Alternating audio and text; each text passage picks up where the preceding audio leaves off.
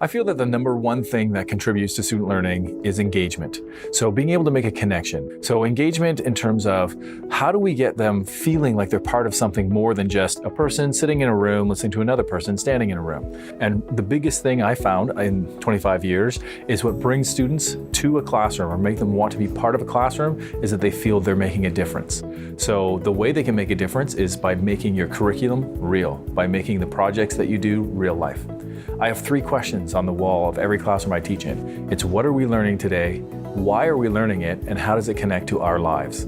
I think if I could create the perfect space, it would be a balance between room and functionality. I would love to see couches and chairs in an area. I'd love to see computer stations in an area. I'd love to see a variety of different technologies, but that's the physical part of it. But it's the emotional, it's the intellectual part of it that's also really important because they have to feel safe. Part of the things we do is we design the classroom. So every time I teach that course, the classroom changes. We do research into different designs. We do research on how to do the technology, how it should look, and then the students in their groups take the room that we have, they measure it out, they look at everything that's in there, and they think, how can we rearrange this to fit what their needs are?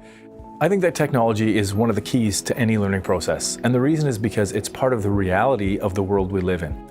Technology is a tool like anything else. It can be distracting, it could be destructive, or it can be constructive. It could be a device that opens up the whole world to them. One of the sayings that's on my wall, one of the Tothisms, is that learning begins where Google ends. So my focus becomes less of, here's a whole bunch of facts, and more of, how do we apply these facts? How do we make connections at a higher level? Because we don't have to worry so much about, how do we get this information that are the building blocks, because it is available. My biggest piece of advice for pre-service teachers is the 360-degree feedback approach. So they have to focus on themselves as learners and know who they are as people before they can become the best teacher they can be. So the more transparent you can be, the more authentic you can be as a person, as a teacher, the more effective you will be. So that networking, that mentorship, that to me is absolutely critical to figuring out who you are as a person, who you are as a learner, and who you are as a teacher.